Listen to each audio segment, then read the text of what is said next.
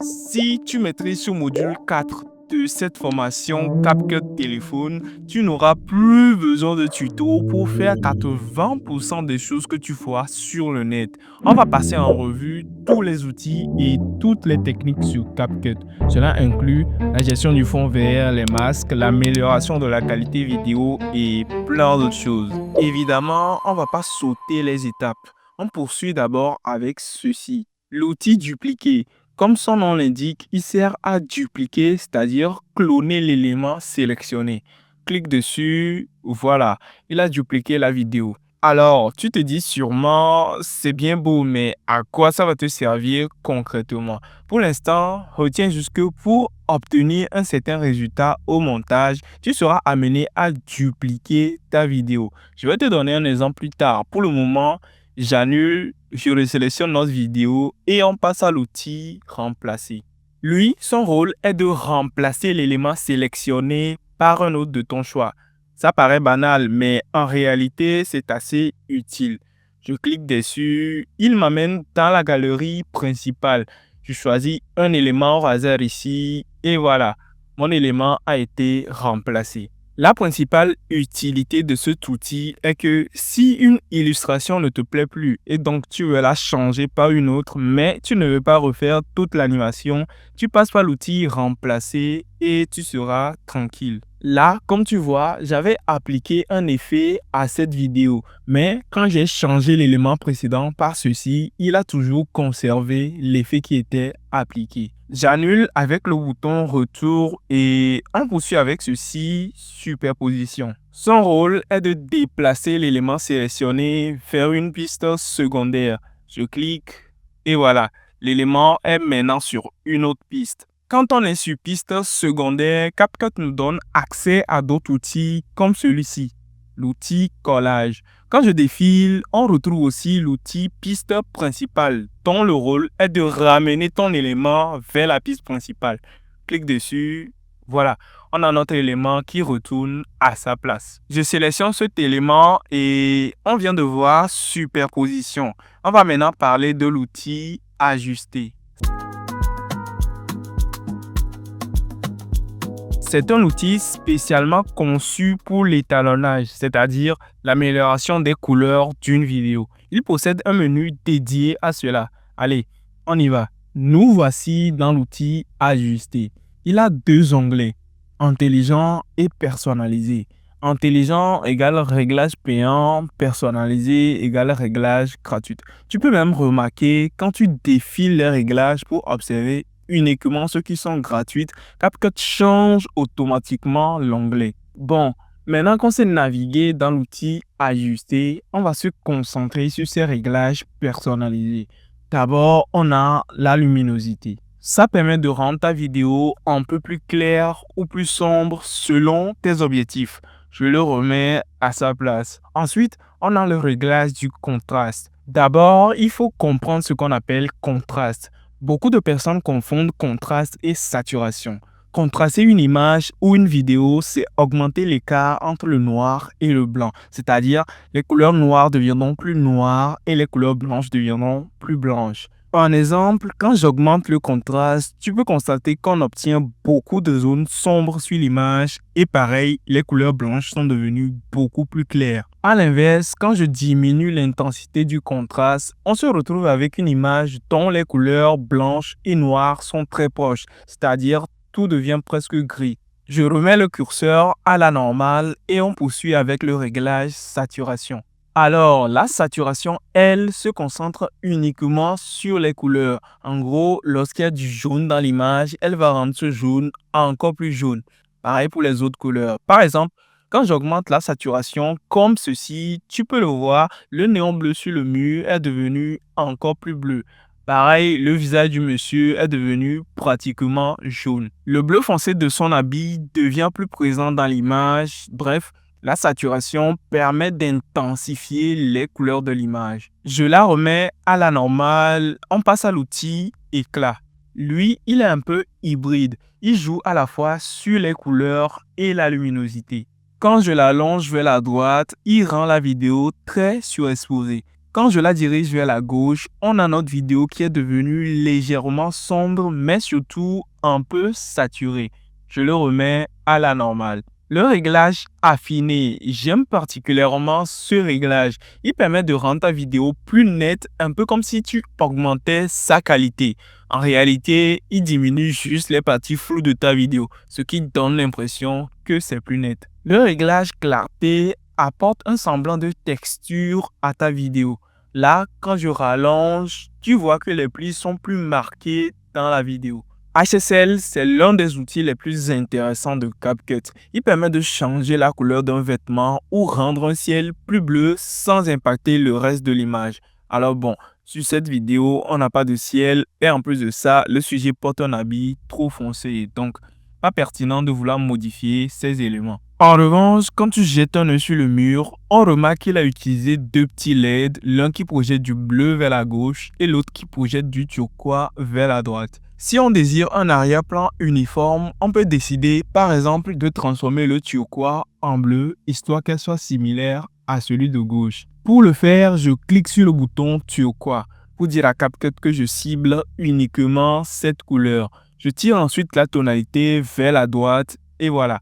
On vient de changer le turquoise en bleu royal électrique. Pour que ce soit encore plus proche de ce qu'on veut, on peut jouer sur la saturation et la clarté.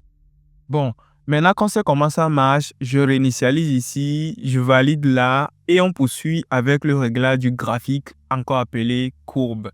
Il permet de régler la lumière ou encore de s'acharner sur une seule couleur spécifique. Si je souhaite faire chuter la dominance du bleu, je clique sur le canal des bleus, j'abaisse la courbe comme ceci. Tu peux voir que le bleu disparaît progressivement de l'image. Je le remets à la normale et on n'a pas testé la courbe de lumière. Je clique ici et pareil, j'abaisse ceci et on a la lumière qui s'estompe. Si par erreur, tu crées un nouveau point de contrôle comme ceci, il te suffit de double-cliquer dessus pour la retirer. On clique ici pour réinitialiser la courbe, on confirme. En vrai, la courbe est un réglage très utilisé dans le milieu professionnel. Il mérite une vidéo dédiée. On y reviendra plus tard. J'espère que tu n'as pas oublié. On est toujours à l'intérieur de l'outil Ajuster. Je réduis la page du graphique. Le réglage temps fort, il permet d'ajuster la lumière sans aller vers l'excès. Même au maximum, la vidéo ne devient jamais totalement claire ou sombre. C'est l'outil idéal pour affiner les lumières d'une vidéo sans la dégrader. Je le ramène à la normale. Le réglage ombre, il permet d'assombrir ta vidéo sans excès. C'est un peu comme temps fort, je te laisse le découvrir. Les réglages nuances de blanc et nuances de noir permettent de créer du contraste personnalisé. Tout à l'heure, quand on avait utilisé le réglage contraste, on a vu que dès qu'on augmente l'intensité, toutes les parties noires devenaient plus noires et toutes les parties blanches devenaient plus blanches. Ici, tu peux contrôler séparément l'intensité des blancs et des noirs. Passons à la pratique. Quand j'augmente les nuances de blanc, les zones blanches deviennent plus claires sans affecter les parties noires. Pareil, lorsque j'ajuste les nuances de noir, les zones noires deviennent plus sombres sans affecter les parties blanches. En résumé, avec ces deux réglages, tu peux créer exactement le niveau de contraste que tu désires. Température est un réglage qui te permet de simuler le froid ou la chaleur. Je le remets à sa place. Celui-ci, pas très utile. Celui-là non plus. On passe au réglage vignette. Elle permet d'orienter le regard vers le centre de l'image. Lorsque je tire le curseur vers la droite, on obtient une vignette sombre idéale pour focaliser l'attention. Quand je tire le curseur vers la gauche, on se retrouve avec une vignette claire beaucoup moins agréable à regarder. Je te conseille de privilégier la vignette sombre et veiller à ce que ça reste subtil comme ceci. L'objectif est que l'effet reste discret et naturel. On enchaîne avec le grain. Ce réglage permet d'ajouter du bruit sur ta vidéo. Là, quand je le tire au maximum, on se retrouve avec énormément de grains dans la vidéo. Ça peut être utile pour simuler des rendus anciens comme l'effet VHS. En bas des réglages, tu remarqueras de petits points. Ils indiquent que ces réglages ont été appliqués à ta vidéo. Tu peux les retirer individuellement si besoin. Ou alors, si tu veux tout remettre à zéro, suffit de cliquer sur réinitialiser, puis confirmer. Et voilà, tous les réglages ont été retirés. On vient donc de terminer avec l'outil ajuster. Ouais, ça a été un peu long. Je valide ici. Je pense qu'on mérite une pause. On se retrouve juste après ça. Maintenant, on va parler des filtres dans CapCut. Bon, déjà, c'est quoi un filtre? Que ce soit ici dans CapCut ou dans d'autres applis ou logiciels, un filtre est un réglage préconfiguré dont le rôle est de changer l'ambiance d'une scène. En d'autres mots, le filtre joue un rôle simple, modifier l'ambiance de ta vidéo selon le style que tu préfères. Je vais défiler et pour l'exemple, on va choisir le filtre Oppenheimer. Voilà, il a modifié l'ambiance de notre vidéo et on se retrouve avec un rendu similaire à celui du film. Bien sûr, tu as toujours le choix. Ici, tu peux réduire ou augmenter l'intensité de ton filtre. Avant de valider, je vais attirer ton attention vers ici. De ce côté, CapCut a rangé les filtres par thème afin que tu puisses facilement retrouver le style qui t'intéresse. Ici, on a l'onglet Favoris. Lorsque tu enregistres un filtre, tu vas pouvoir le retrouver là. Bien sûr, pour ça, il faut d'abord que tu saches comment enregistrer un filtre, n'est-ce pas? C'est simple, il te suffit d'appuyer longuement sur ton filtre et la mention Favoris apparaît. Pour enlever la marque, c'est pareil, fais un appui long. Ah oui, si tu n'arrives pas à marquer ton filtre, c'est sûrement que ton compte n'est pas connecté. Il te suffit de lier ton compte Google et ce sera réglé. Je vais marquer celui-ci comme favori. Si je me rends dans l'onglet Favoris, on peut constater qu'il est bien là. Je reviens ici. Si tu connais le nom d'un filtre, tu peux le retrouver via ce bouton de recherche. J'appuie sur Retour. Dernière chose, avant de clôturer avec cet outil, on va se pencher sur cette barre. Alors, tu peux voir qu'on est à l'intérieur de l'outil Filtre. Juste à côté, on retrouve l'outil Ajuster qu'on a déjà vu. En réalité, cette barre rassemble simplement des outils proches pour te permettre de passer facilement de l'un à l'autre. C'est plutôt bien pensé. On valide. Bon, je vais sauter cet outil. On ne va pas l'utiliser. Celui-ci, payant. L'outil supprimer arrière-plan, comme son nom l'indique, il sert à retirer l'arrière-plan de ta vidéo, mais tu vas voir, son fonctionnement est un peu particulier. On y va. Il propose plusieurs réglages. On va s'intéresser directement à celui-ci, suppression personnalisée. À l'intérieur, on a 4 options. Celle qui nous intéresse premièrement, c'est la brosse. Rappelle-toi qu'on est entré dans l'outil suppression d'arrière-plan dans le but de retirer l'arrière-plan de notre vidéo. Mais, comme par hasard, au lieu de directement passer la brosse sur l'arrière-plan pour le retirer, ce que quelqu'un nous demande plutôt, c'est de passer la brosse sur ce que je veux garder. Donc, si je veux supprimer l'arrière-plan ici, je vais donc passer la brosse sur ce monsieur comme ceci. Assure-toi que l'intervalle entre étalage de brosse soit court, c'est-à-dire si je passe la brosse pour sélectionner cette partie, je ne dois pas dépasser 2 secondes avant de passer la brosse sur ce côté.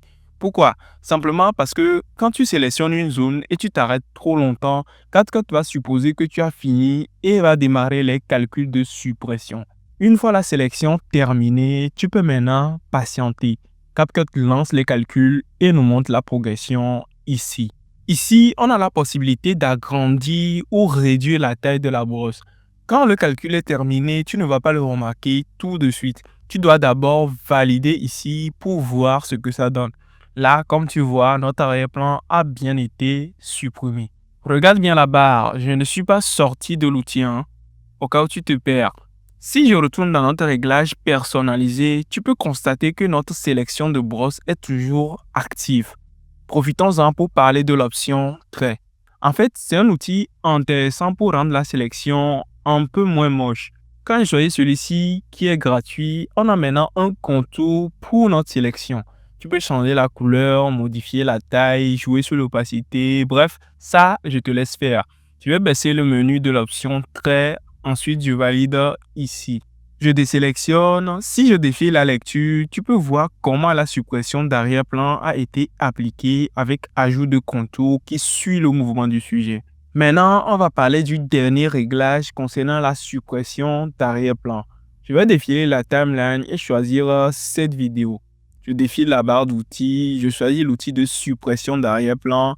C'est ceci qu'on a vu tout à l'heure. Maintenant, on va s'intéresser à ce réglage, chroma key. Il est particulièrement puissant pour enlever les fonds verts. Alors, comment ça fonctionne?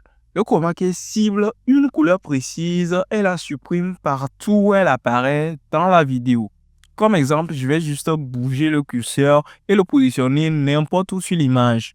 Tu vois, il a ciblé la couleur verte comme élément à supprimer et l'a donc retiré. Ça ne fonctionne pas qu'avec le vert. Si je positionne le curseur sur la couleur rouge ici, on constate que CapCut a relâché les verts pour se concentrer sur la suppression des rouges. Si tu n'es pas satisfait, tu peux réinitialiser le réglage. Je vais repointer le vert pour le supprimer. Je valide ici. Je ressors de l'outil, je défile et pour te montrer que l'arrière-plan a bien été supprimé, on va renvoyer cette vidéo sur une piste secondaire. J'appuie ici sur superposition, je clique et maintiens la vidéo pour pouvoir la tenir et la déplacer comme ceci. Je la positionne au début comme cela. Puis je lance la lecture. Voilà, on a l'arrière-plan qui a été enlevé et il reste que cette animation. Félicitations, tu viens de maîtriser comment gérer le fond vert dans CapCut. Simple, n'est-ce pas? Bon, je vais supprimer cet élément, on n'en a plus besoin pour ce qui va suivre. Petite remarque, quand tu supprimes un élément seul sur piste secondaire, CapCut laisse quand même cette piste active au cas où tu veux ajouter un autre élément. Si c'est le cas, tu appuies ici. Sinon, tu désélectionnes et la piste secondaire disparaît. Bon, là, on va chiller un peu et revenir après.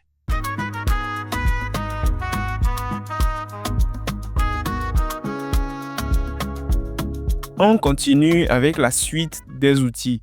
Je sélectionne cette vidéo et on poursuit avec celui-ci, opacité. Il permet de réduire l'opacité de ton élément. Je te laisse le découvrir. On va s'intéresser maintenant à l'outil transformer.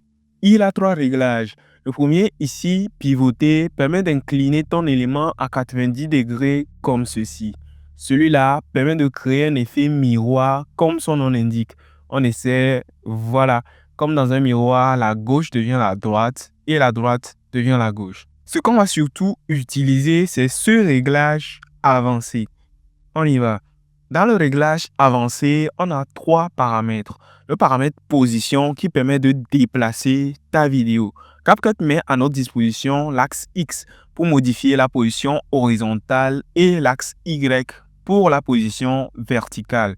À côté du paramètre position, on a celui-ci zoomer. Il permet d'augmenter ou réduire l'échelle de ta vidéo, c'est-à-dire son niveau d'agrandissement. Si j'augmente la taille de ma vidéo comme ceci, on voit qu'elle est nettement plus grande à l'écran. Si je veux réduire, il suffit de bouger les guilles vers la gauche comme cela.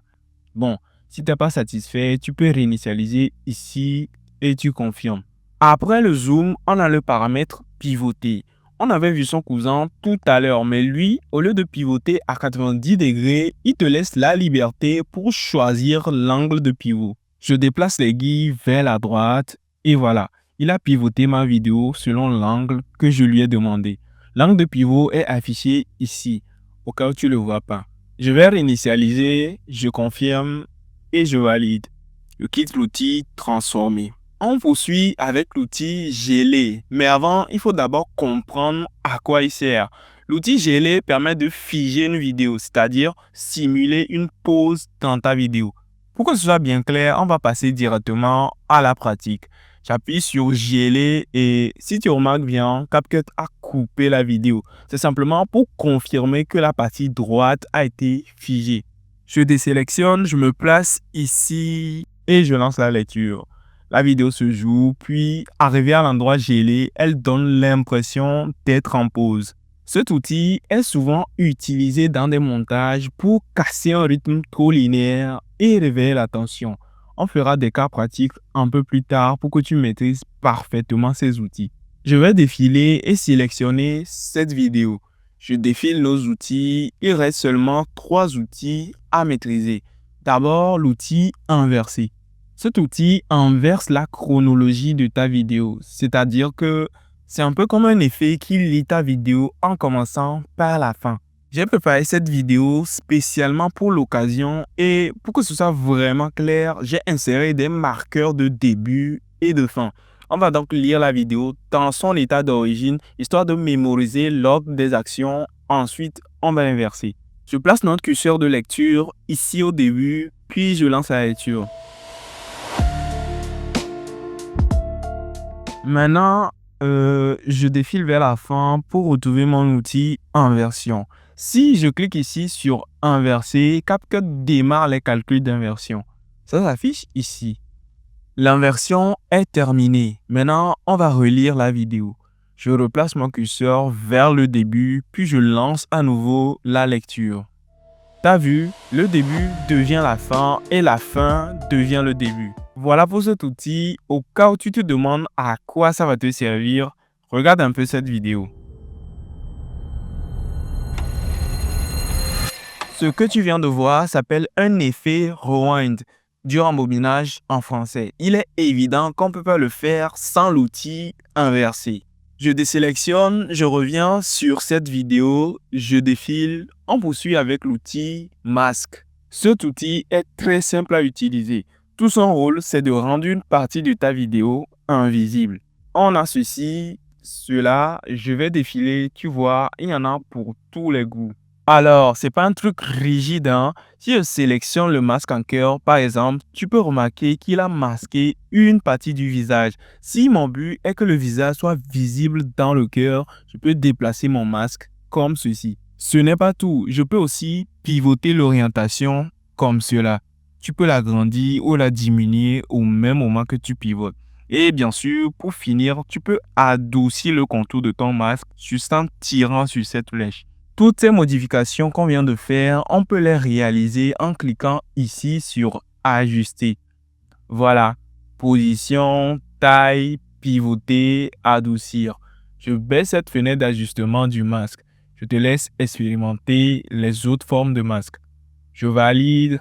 Le dernier outil a un rôle qu'on va expliquer plus tard parce qu'il a une relation avec les sous-titres et les b-rolls en général. Donc, on peut considérer qu'on a enfin la connaissance nécessaire pour lancer un vrai montage professionnel sur CapCut téléphone.